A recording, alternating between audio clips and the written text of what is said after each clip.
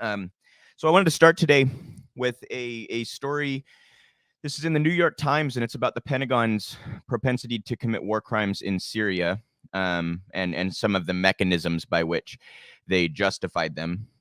Civilian deaths mounted as secret unit pounded ISIS. An American strike cell alarmed its partners as it raced to defeat the enemy.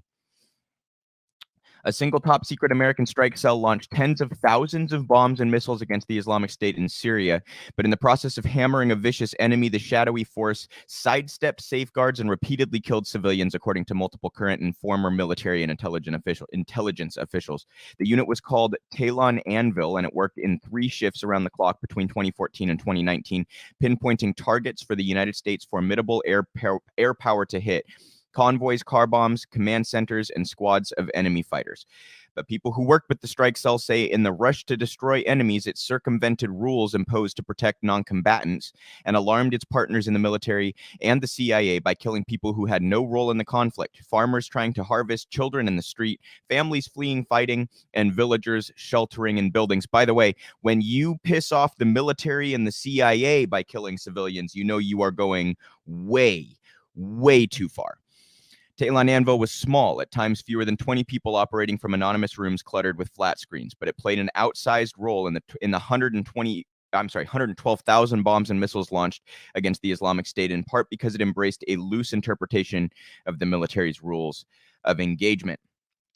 So I encourage you guys to read that whole piece if you're interested. But essentially, what it boils down to is they have realized that they cannot often justify offensive strikes. It's harder to justify an offensive strike. So what they do is they simply say that everything is defensive. They claim self-defense when they're an occupying force. We do the same thing all over the world.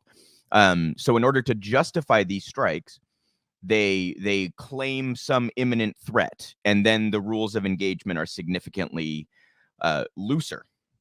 The other thing that came out in this piece is that they were essentially instructed to look for an excuse to bomb. So this wasn't intelligence in the sense that we're actually trying to get the correct answer and then act appropriately. It was much more like, we're going to use this group to come up with a justification and an excuse to continue these bombs. And children, civilians, I mean, the most horrific deaths imaginable, right?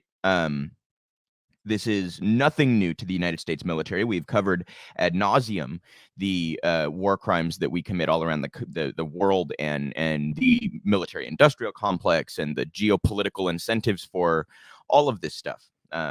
Our support for the Saudis' genocide in Yemen, which, by the way, they just killed a few days ago. The Saudis killed like some of their own supporters on accident. They killed like a dozen rebels who were pro-Yemeni government.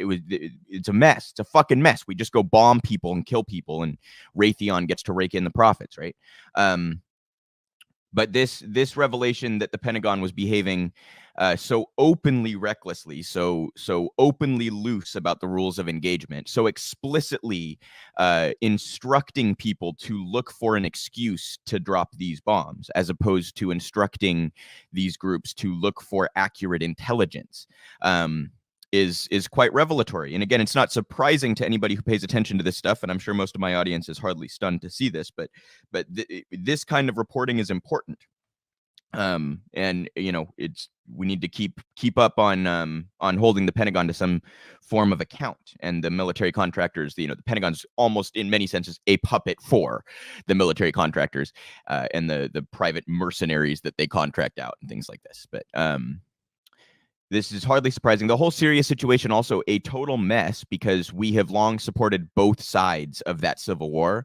At one point, it was revealed that the Pentagon and intelligence community were supporting opposite sides of this conflict. In other words, just throwing gasoline on the fire and making it worse from all possible angles. One of the first things the Biden administration did foreign policy-wise was to bomb a building in Syria that supposedly had Iraqi operatives. This has been a messy situation in Syria for a very long time. And it's hardly surprising to see that our conduct here amounted to such explicit and egregious war crimes. but we need to continue to hold the Pentagon to account.